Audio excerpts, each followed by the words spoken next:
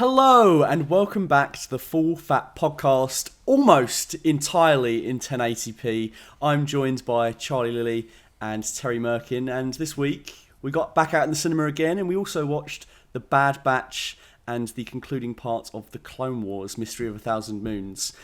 Shall we start with The Bad Batch this week, guys? Yeah, why What do not? you guys think? Why not? Let's go. Why not? Tezza, what did you think? Better than last week?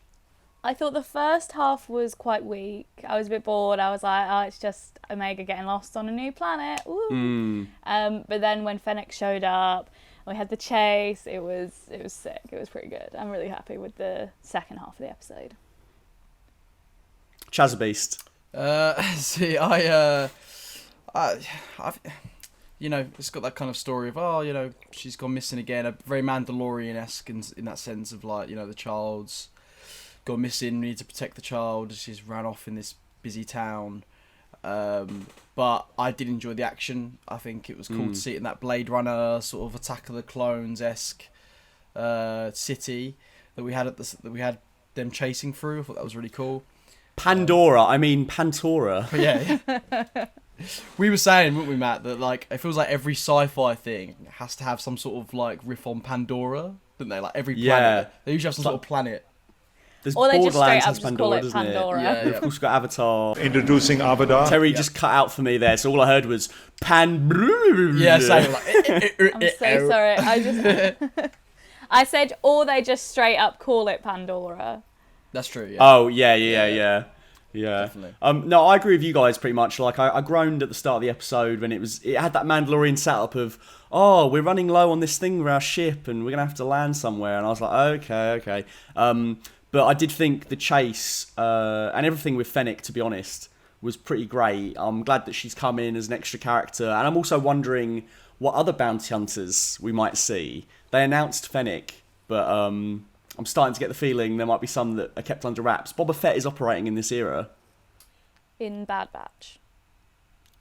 Yeah, because like Fennec's obviously a holdover from Mandalorian, Yes, which I think is quite nice, and we're seeing her at a younger date. And obviously, like younger Boba Fett, he's probably a teenager at this point, isn't he?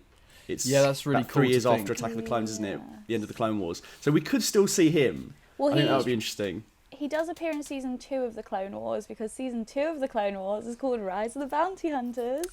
Yes, which I'm very excited about. We're very close So- to finishing season 1 now. But anyway, we'll do that in a sec. I really liked the chase. I thought it was really, really impressive. There was a lot of really well composed moments where, do you know what I mean? We're in like a wide as the ship's gone past, and then like Fennec's jumped out, rolled into like a close up, and the explosions behind her. I Oh, thought- that was so good. Yeah, it was, wasn't it? That was the shot I was going to talk about as well. Oh, really? Yeah. Do you know what it Sorry, I reminds stole me your of? thunder. Is there any shots you really like, Terry, before I nick them from you? The one where Fennec flies out of her exploding ship and she rolls and it's really close up to her and the ship's exploding in the background. Yeah. I really like that bit too, actually. Charlie, what shot did you like? Well, do you know that shot you were just talking about? Yeah. Yeah, that one. No, but also, I was just gonna say, it reminds me of the shot from Planet Terror, where a similar thing happens with a helicopter, and she's got a machine gun leg out, and then you see it explode in the background while she's like framed, very similar to. Oh, when she sort of like crowd the sort of Yeah, famous, yeah. Yeah. It's been years since I watched that, but I think I do know what you're talking about. Which remind me of that, which is also funny that you mentioned Boba Fett, which was in the Robert Rodriguez episode Oh, of The Mandalorian. So it's all, it's all I've got to connected. say, I'm very excited for Rodriguez to return to that Boba Fett sphere. Is he then? Is it confirmed? Yeah, or I think they brought him on as the executive producer, which, as we know, doesn't mean too much. just means he's gave him some money. Yeah. Put But his name following on from that, I think he said he's probably going to direct at least an episode out of 4. So Sweet. yeah, we're going to get some He good... deserves it after that one. Nice. Oh yeah, the action in that episode was fantastic. Yeah, and it it's was great. basically just Tamura Morrison chucking a stick around. Yeah, just whacking people with a stick. We should do like live action Bad Batch, but just Tamira Morrison playing all these parts. Well, Just have him I like mean, dressed up as the different clones and stuff and how they look different. I saw some really good fan art that someone had done of like the Bad Batch as if they were live actions. They were all modelled on Temuera Morrison. That would be cool. Yeah, I'll have to send it to you because I was just blown away by it. I'm sorry the artist has escaped my head. I should have mentioned them. Cool Maybe I'll give it to Charlie. You can pop it up on the video version. Yeah. But yeah, no, I thought it was a fun episode. It was light on development, wasn't it? We had no Tarkin, no Camino this episode, but I thought it was a fun chase, and you know, for TV animation, it blew me away. Like it was making me think about like the Incredibles 2 Mrs. Incredible bike chase. Do you know what I mean? And like going from watching Clone Wars into watching Bad Batch, you can see like how far the animation has come. Definitely. Which is like definitely. a really interesting journey. All the lights on the ships and everything, like illuminating the city, like you know, the shadow and the depth in all the shots in Bad Batch is just like it's insane, isn't it? The stage we've gotten to with TV animation, the lighting and stuff. I wonder how much that was influenced, because the lighting is really good, and I think that's what makes it different when we're watching Clone Wars to this. And I wonder if it's anything to do with, I know that in Toy Story 4 they recreated this animation thing, and obviously Pixar are kind of a strand of Lucas Arts, aren't they, in film? So I wonder if they're using that similar technology where it was something to do with the light. I can't remember exactly, but in Toy Story 4 they had this like more sort of realistic light thing that they did, where they could sort of control a fake sun essentially and like make things. Okay. I don't know. I need to look more into it, but I remember that was the basic gist of it. And it's that's a bit what similar to what you were saying about Ridley Scott on Alien Covenant. He can sort of see the CGI, can't he? Like all set up and ready in like a. It seems like now what they can do with computer animation is you can set it up in a sort of like an interactive environment. Do you know what I mean? So you can see how it's going to look or how it's going to play rather than them creating the frames. Yes, exactly. It's mind-blowing stuff. It's incredible. They're doing some crazy stuff over there, like particularly obviously with the Mandalorian sets and stuff. I think it's only going to get bigger and better, hopefully. I just hope the story can get a bit more exciting because the animation's already there. Yeah, I agree. And the sound design on that chase was so good. Like it felt exactly like Attack of the Clones. Like, there was one point when the ships went by and it's like one of my favourite ship noises. It's like wob wob wob wob wob, and I like nearly lost my mind. I was like, that's really cool. It's really I do cool. think there's some great ship noises in that Attack of the Clones chase. I particularly like. I can't believe we're breaking down the sound effects of the Attack of the Clones chase. Cinema. No, I really like it. You know when Zamwell like turns and looks at Anakin, and she goes like a bit. She like shapeshifts. There's like a really good like sound. That I always enjoy. But yeah, story I'd say 5 out of 10. The visuals 9 out of 10 this week. Yeah, definitely, I agree. 100%. Yeah. I'm on board with that. Should we move into some more Star Wars? More Star Wars?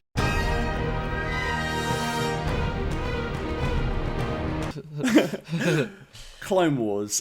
This week, the concluding part to the Dr. Vindy saga. Although, unfortunately, he wasn't in it very much, was he? We were sort of left to deal with the fallout of what he unleashed last week with the Blue Shadow virus, and it was quite an exciting episode. I thought you had a good ticking clock with Padme, Ahsoka, Jar Jar and the clones trapped, sort of succumbing to the virus, and then you had this really interesting fun B plot with Anakin and Obi-Wan going on this race against time adventure to another planet to try and get the antidote. But then, of course, that planet had its own sort of thing, didn't it? That was very interesting. I think this episode was really good, but you could have split the episodes into 2. I think we would have complained if we split them into 2 though, because it wouldn't have been enough, if that makes sense. I think it was like just the right amount to keep the pace going, to keep you interested. There was a great A plot, a great B plot. I think it was like just a really well composed episode. Yeah, you're probably right, because I did find it very exciting, and more exciting than the last couple of episodes because so much was happening. But I did also find by the end of the episode, for example, I really liked that character that was basically like a young Anakin, you know, where he was like really good at fixing droids, he was a bit impulsive, and Anakin obviously like had that moment where he destroyed half his droids, so they obviously got that rivalry. Yeah. And I thought that was really nice that Anakin wasn't recognising himself in the child at the start, do you know what I mean? He was just getting frustrated with him. Yeah. But then by the end of the episode, the kid just sort of goes, doesn't he? You never really get like I think there was a chance for some meatier characterization between the two of them, and that's what led me to think by the end of the episode, perhaps perhaps it should have been a three-parter. But I do understand what you're saying, Terry. It felt more exciting, didn't it? Yes, definitely. Yeah, absolutely. I like that we was cutting from like the Ahsoka stuff, like taking down the thing, to Anakin and Obi-Wan going on this like weird mission where we've got this mystery of like, is this person sort of this ghost sort of angel thing, sort of That was really corrupting cool. the land of this place, you know, stopping people from doing things. I thought that was cool. I thought it was a nice mystery, and I like. It's something that you can only sort of do in Star Wars, which I like.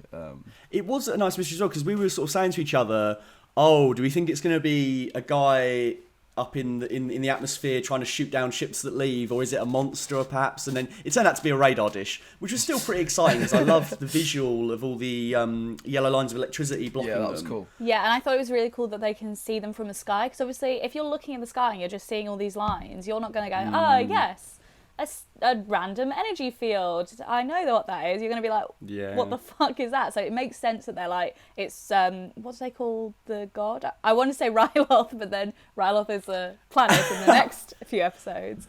I can't remember what they called the gods. It's Droll, Friday morning, Terry. I'm not going to remember the names. Droll, was that right? Droll? Yeah, it was something like that, wasn't it? Something like that, yeah. Something like that. So yeah, I forget where I was going with it because I spent so long in the name. But, What's the name? What's the name? I've got it. What's my point? What's my point? Yeah, just go around. You enjoyed it? Yes, I had a great time with this episode. And it was really fun watching, because I watched it before you guys, so watching you be like, is it going to be a ship? Is it going to be a monster? And I was like, heck. The only thing I'm honestly sad about is great plot, great resolution, more Dr. Vindy. He just gets arrested at the end. That's lame. Yeah. Yeah, where is he? Yeah, where is he at? Yes. Where is he at? Guys. Yeah, I was quite upset expecting at about that. least one yeah this episode. No, yeah, it's true. I'm not going to lie, I did think what was going to happen was... Or, I mean, this should have happened anyway. He should have been infected with the virus himself. A taste of his own medicine. Yeah. But I thought what was going to happen is his final words were going to be, no. That would have been so good. They need to do that. They're missing a trick if they don't. And I'm sad because I Wikipedia'd him and he never comes back. Oh, no. Yeah. That's it. No. Dr. Vindy. No. No. However, can I just say, like, how did Anakin and Padme get away with it? Because they are so bait. They are so obvious. God. Literally, like, thank you, Commander. Yeah. I love that she did the little David Tennant, the Rose Tyler, Anakin, by the way, if I'm going to die now, And Anakin's like, oh my god, Padme. And Ahsoka. Yeah. He's like, he doesn't give a shit, does he? I have to go save Padme, and the clones, I guess, are choking to death as well. To his credit, the first thing he says, like, my Padawan is in there, and Padme, and then he's like, it's to Master Windu, and he's like, I mean, Senator Amidala. Yeah. And He it's doesn't just They all not know. hiding it. There's no way they don't know. If they don't know, they Yeah, are... no. Their Jedi powers are fucking, like, shit. If they And, don't... Do you know what I mean? Like, if they can sense things anyway, but they can't sense... Anakin and Obi-Wan, you don't even need to have the Force to sense that shit. You know what I mean? I sense Obi-Wan much conflict knows. in you. Yeah. I can't sense that you're boning her. Yeah, exactly. I mean, I think the Jedi keep it all on the down low because they're all at it themselves, aren't they? I mean, Obi-Wan's a hypocrite. Yeah. Who knows, you know, yeah. Oh, yeah, He's a because fox. Obi-Wan does it in the Clone Wars, doesn't he? Doesn't he have a girlfriend or something? Or Yeah, someone Satine. he likes? Yeah, Satine, Yeah. that's it. Yeah. Who we will meet. We will meet soon, yeah. I think. I'm intrigued Very to see how that soon. plays out, because I've never looked at Obi-Wan with that lens. Yeah. So You're missing a I'm trick. curious to see. Yeah. Daddy excited to see Kenobi. I got a comment on Monday saying I look like a cross between Obi-Wan Kenobi and Harry Potter. And I was like, well, 50% There are of that was a worse compliment. things. There Pretty are sweet worse power things. set, though. Yeah. That would be a pretty good power set. Like, what, one in one hand, lightsaber in the other. And the Force. I was So thinking the OP. Force with Yeah, a light, literally OP. with a wand, not a lightsaber. I don't think you get a lightsaber if you're a wizard as well. If I get told I look like Daniel Radcliffe and Obi-Wan Kenobi, specifically Obi-Wan Kenobi, it's just the beard. Yeah, that's enough. Then I deserve a lightsaber and a wand. Yeah. I don't think you can have both. I think draw I'm the having line. I draw the All right, line. well, in the comments, let's decide. Does Obi Potter deserve a Obi Potter. Harry What's Kenobi. over? Harry Kenobi. Harry Kenobi. That's not bad. Yeah, Harry Kenobi. Well, I mean, that was Clone Wars. I had a great time. I don't really have much more to say on both. Yeah, of no, them, it's but- just. I mean, it was good fun. Like you said, I like the character with the kid character.